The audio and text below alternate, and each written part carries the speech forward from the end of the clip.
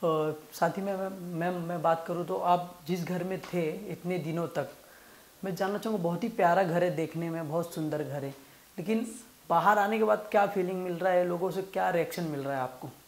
पहले तो मेरे फैंस बहुत ज़्यादा ऐसे कर रहे हैं कि बहुत रॉन्ग है, क्योंकि वो लोग मुझे बहुत पसंद कर रहे थे। और वो घर बहुत अच्छा है, इनफैक्ट मैं भी बहुत इंजॉय करती थी। आप लाइव में देखोगे, बहुत डांस करना, ये करना, बहुत चिल करती थी। क्योंकि हम कभी ऐसे घर में नहीं रहे जहाँ पर फ़ोन नहीं हो, कुछ नहीं हो, तब भी इंजॉयमेंट कर रहे हैं, तो वो बहुत अलग फीलिंग है। जी। बिग बॉस से घर घर में कुछ ना कुछ सीखने को मिलता है, आपको क्या कुछ सीखने मिला इस बार? ये सीखने को मिला कि किसी पे डिपेंड नहीं रह सकते हम। क्योंकि हम यहाँ अपनी नॉर्मल लाइफ में जैसे कि काम करने के लिए हम सब चीज़ें कर सकते हैं, वहाँ पे ऐसा कुछ भी नहीं है। खुद से चीज़ें करनी पड़ती हैं, चाहे आप बर्तन का ले लो, चाहे आप झाड़ू का ले लो, चाहे खाना बनाने का ले लो, सब कुछ हम लोगों को मिल बांट के करना पड़ता है। तो मुझे ऐसा लगता है कि वो एक बहुत सीख है लोगों। मैं तो वैसे भी घर का काम करने में एक्सपर्ट हूँ, बट अभी जैसे कि लोगों की लाइफ जो है कंफर्ट हो गई है, तो मुझे ऐसा लगता है कि वो कंफर्ट के लिए जो हटाने के लिए जो चीज़ें हैं ना, वो बहुत अच्छी हैं बिग बॉस में। जी। तो साथ ही में बात करूँ सना की, तो आपका और सना का टक्कर था दोनों का, लेकिन आप बाहर आ गए और सना नहीं आ पाए, सना को बचा लिए लोग। हाँ, इसलिए बचा लिया क्योंकि सना बहुत कमज़ोर है। सबको पता है, यहाँ तक का ऑडियंस को भी पता है कि मैं स्ट्रॉन्ग पर्सनैलिटी की हूँ, मैं किसी से दबती नहीं हूँ। मैं जो भी होता है मुंह पे बोलती हूँ। तो सना को कभी भी, सना तो इस हफ्ते नहीं अगले हफ्ते निकल जाएगी, तो वो तो नॉर्मल है, वो घर में भी है तब भी पता नहीं चलती है। तो लोगों को पता चलता है कि हाँ, जब स्ट्रॉन्ग पर्सनैलिटी है उसको पहले निकालते हैं, जिससे ये हमारे पैरों का कांटा ना बने। तो मुझे इसलिए निकाला। और ऐसा कौन सा कंटेस्टेंट था जिसको आप उम्मीद भी नहीं था कि ये बंदा मुझे वोट नहीं देगा, लेकिन वो बंदा आपको वोट दिया? मुझे अभिषेक। अभिषेक। अभिषेक मुझे नहीं पता था, बट उसने, अभिषेक ने मुझे वोट दिया। क्योंकि हम लोगों का बहुत फाइट भी होता रहता था, कभी कभी मैं मुझको बच्चे भी बोल देती, मतलब बहुत सारी ऐसी चीज़ें होती थी। तो उसका उम्मीद नहीं था, इनफैक्ट ईशा का भी नहीं था, तो ईशा भी ने भी किया, मतलब जितने भी थे उन लोगों ने मुझे किया।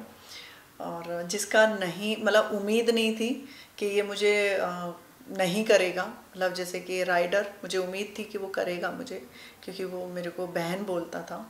और उसने देखा कि मौका है, इसको हटा देते, नहीं तो ये बहुत बोलने वाली है, तो उसने मुझे हटा दिया। जी। साथ ही में मुनावर का और मनारा का बात करूं, तो सबका कहना है कि लोगों का वो अंदर चल रहा है और दोनों का कुछ तो चल रहा है, क्या सचमुच कुछ चल रहा है क्या अंदर? मुझे ऐसा लगता है मुनावर का और मनारा से, हाँ, अच्छा है, पूछने से अच्छा है कि पहले हम वेट करें। जो हम वेट करेंगे तो जनता को खुद समझ में आएगा। हमें ऐसा लगा अंदर कि कुछ ना कुछ ऐसी चीज़ें हैं जिससे ये लोगों का कुछ चल रहा है, तो इसलिए मुझे ऐसा लगा, और यही मैं बोलूँगी, अभी वेट करें, क्योंकि बाजी पलटने में टाइम नहीं लगता है वहाँ पर। जी। मैं साथ ही बात करूं, आयशा, अभिषेक और समर्थ, इन दोनों का ऐसा लग रहा है सास बहू का झगड़ा चलता है ना जो, वैसा कुछ फीलिंग आ रहा है देख के। क्योंकि क्या समर्थ का इसके पीछे ऑलरेडी, क्या रियलिटी हाँ, है? समर्थ का ऑलरेडी पहले से जाने का था, ठीक है, बिग बॉस में। और वो शायद ईशा को भी पता होगा, ठीक है। जब ईशा को ये पता था कि वो समर्थ आएगा, तो वो नाटक क्यों कर रही थी, ठीक है। और जब समर्थ को पता था कि मैं जा रहा हूँ, फिर टेलीविज़न पे एक लड़की को बोलने वाला, वो कौन होता है कि झूठी है, तू मक्कार है, तू प्यार करता है तो ऐसे बोलने की ज़रूरत नहीं है। तो वो जो आप बोल रहे हो ना, सास बहू वाला चल रहा है बिग जी। बॉस में। मुझे भी ऐसा लग रहा है कि एक आशिक, एक महबूबा, फिर एक और आशिक, तो वो थोड़ा पब्लिक को तो नहीं पसंद आएगा। ऐसा ही देखना है तो बिग बॉस क्यों देखेंगे? वो और टेलीविज़न पे बहुत सारे सीरियल चलते हैं, वो देख लेंगे। अभिषेक का इतने दिनों से बातचीत तो होता नहीं था, और अचानक से आयशा को देख के उनका दिल का प्यार जाग उठा। वो कह रहे कि तू मेरे से बात नहीं करेगी तो मेरे को बहुत फर्क पड़ेगा, ये पड़ेगा वो पड़ेगा। इसके पीछे का क्या रियलिटी है? उसके पीछे बोलूँगी थोड़ा रियलिटी तो है, क्योंकि एक टाइम पे एक बंदा एक जैसी बातें नहीं कर सकता। हम उस घर में 10-15 दिन थे, तो उस लड़के ने कभी उस लड़की के बारे में तो गलत नहीं बोला।